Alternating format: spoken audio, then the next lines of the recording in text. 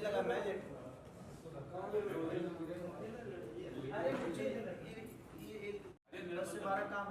सबसे पहले कॉन्ग्रेचुलेशंस जो है सर्टिफिकेट आ गया है और फाइनली फिल्म रिलीज होने वाली है बहुत जल्दी। थोड़ा सा बताइए स्ट्रगल के बारे में अगर बात करें हम लोग कि क्या क्या स्ट्रगल करनी पड़ी सर्टिफिकेट लेने के लिए। हमने देखा कि बहुत स्ट्रगल कर रहे थे आप लोग, अगर शेयर करें सर। रोशन से सबसे पहले आपसे जानना चाहूँगा। मेरे से पूछ रहे हैं आप लोग। एक्चुअली हम लोग हमारी पूरी टीम को इसके लिए बधाई कि हम लोगों ने हमें हमारे हाथों में फाइनली सेंसर आ गया। बट उसके पीछे जो पेन है, हमारा जो दर्द है, बहुत दर्द से हम लोग गुजरे हैं। चूँकि हमारी फिल्म 22 मार्च को प्लान की हुई थी रिलीज़ करने की, और हम लोगों ने फिल्म को अप्लाई किया सेंसर के लिए। सेंसर अप्लाई होने के बाद स्क्रीनिंग होती है।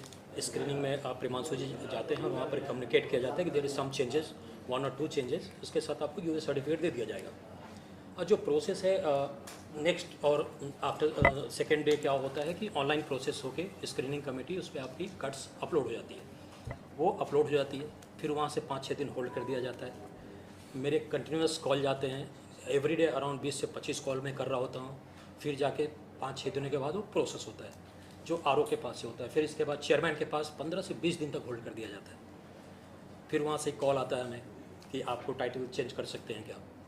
सो फिर हमने उसको डिनाई किया। इसके बाद एक बहुत सारे कट्स हमारे हैंडओवर कर दिया गया कि ये सारे कट्स लीजिए और आप इसे मुझे सबमिट करें आप। सो मैं और प्रेमांशु जी जाते हैं सेंसर ऑफिस, और वहाँ पर उनसे मीटिंग होती है कि सर ये तो हमारे साथ जो किया गया वो गलत है, क्योंकि हमें इतनी सारी बातें नहीं बताई गई थी। तो आई थिंक सो ये इसलिए किया गया कि मैंने टाइटल ये आपको बोला कि हम चेंज नहीं कर सकते। चलो नहीं आप इसको कीजिए, हमारे पास कोई ऑप्शन नहीं है, आपको हमने ये कट्स दे दिया, आप सबमिट करें, आप लेके जाएँ। बोला ठीक है। सो और ऐसे ऐसे कट्स थे, आप सरप्राइज़ होंगे कि अगर मैं हिंदू हूँ और मैं खुद को हिंदू बोलता हूँ तो उनको शायद वो नागवार गुजर रहा था कि आप हिंदुत्व तो नहीं बोल सकते अपने आप में, आप त्रिशूल यूज नहीं कर सकते, आप भगवा झंडा यूज नहीं कर सकते, पवन सुत हनुमान यूज नहीं कर सकते, जय श्री राम यूज नहीं कर सकते, शिव तांडव यूज नहीं कर सकते। तो ये सारी चीज़ें उन लोगों ने ऑप्शंस इस तरह की क्रिएट की थी। सो हमने बोला नहीं, हम इसको एक्सेप्ट नहीं करेंगे। हमने काफ़ी रिक्वेस्ट किया, नहीं माने वो लोग। तो finally we move to Mumbai high court, जो आप लोगों को पता होगा। और इसके बाद जो हुआ, वहाँ से ऑर्डर आते हैं कि आप इन्हें प्लीज़ 10 दिनों के अंदर सेंसर, आप एक कमेटी क्रिएट करें और आप इनको सेंसर इशू करें। और केसारी जी अगर कोई और प्रोड्यूसर होता तो वो शायद से मान जाते कि हाँ चलो भाई फिल्म रिलीज की डेट अनाउंस हो गई है, फिल्म रिलीज होने वाली है, प्रमोशन एकदम हाइप पर है, और अब अगर सेंसर वाले कह रहे हैं फिल्म का टाइटल चेंज कर दो, तो वो शायद टाइटल चेंज भी कर देते। लेकिन निर्माता रोशन सिंह ने वो नहीं किया। इस पर आखिर देखिए, सबसे कोई और प्रोड्यूसर होता तो इतनी बड़ी फिल्म बनती भी नहीं। देखिए, एक फिल्म बनाना जो होता है ना, और बड़ी फिल्म तो सब बनती है। मैं भी बहुत सारे फिल्मों का हिस्सा हूँ, बन रहा हूँ और आगे भी बनूँगा। लेकिन मुझे मेरे जीवन में आलोक भैया, ये ऐसे लोग मिले जो कि सिर्फ सिनेमा सोचते हैं। बहुत सारे नाम हैं, अभी भी हैं जो बेहतर खर्चा करते हैं, रत्नाकर जी भी हैं, सब लोग हैं, एवरीथिंग। बट इनका जो एक पैशन है वो मैंने बहुत कम ऐसे लोगों में देखा है। इनका पैशन है जो ये चाहिए तो ये चाहिए।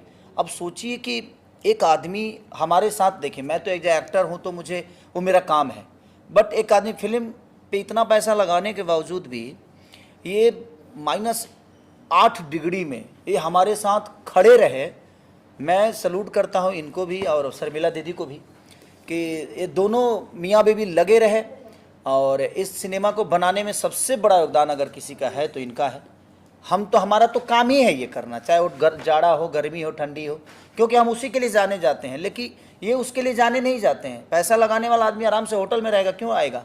बट इनकी शिद्दत और इनका ईमानदारी ही था जो आज सेंसर और न्यायपालिका ने हमें न्याय दिया। मैं न्यायाधीश को भी दिल से धन्यवाद कहना चाहूँगा, और चेयरमैन जी को भी मैं दिल से धन्यवाद कहना चाहूँगा कि अगर उन्होंने नहीं रोका होता तो शायद हम जीवन में, जब आपके पास 10 दर्द होते हैं ना, तो आप अपने आप में एक डॉक्टर बन जाते हैं, क्योंकि 10 दर्द के दवा आपको पता चल जाती है।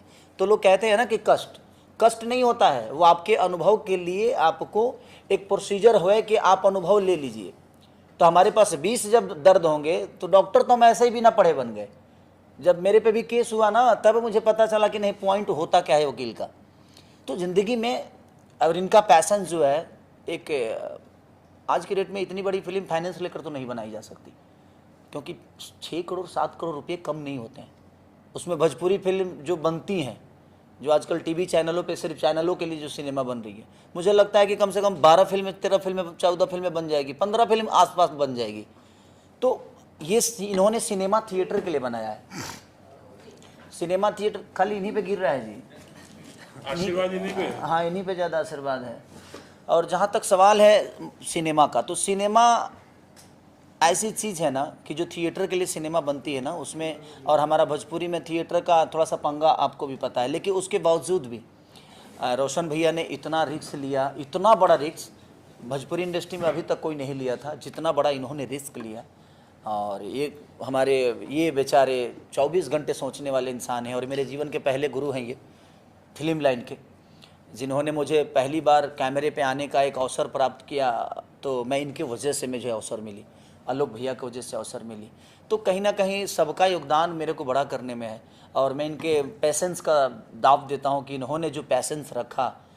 मेरे से जब बात हुई कि नहीं सिनेमा रिलीज़ नहीं होगी, तो आप सोच सकते हैं जिस तरह एक शादी, एक बेटी की शादी जब कटती है तो उस पर जो गुजरती है ना उस पिता पे, उसी तरह एक प्रोड्यूसर हर दिन अपने बेटी का शादी करता है।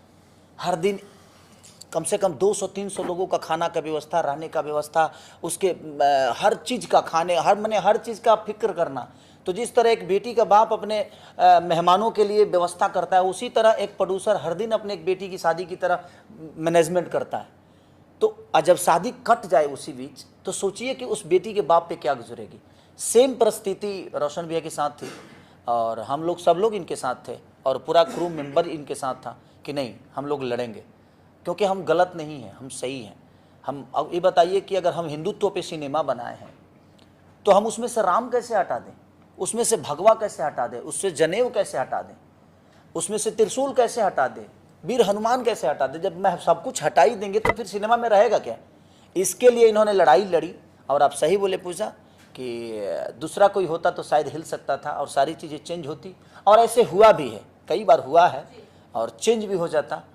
तो दिल से धन्यवाद रोशन भैया की पूरी टीम को, और अपने डायरेक्टर हमारे प्रियांशु भैया को, शर्मिला दीदी को, SRK कंपनी को, जिन्होंने इतना बड़ा रिस्क लेकर भी अपने आप में एक पैसेंस रखा, और उसका रिजल्ट न्याय ने हमें न्याय दिया, और हम न्याय को दिल से धन्यवाद करते हैं।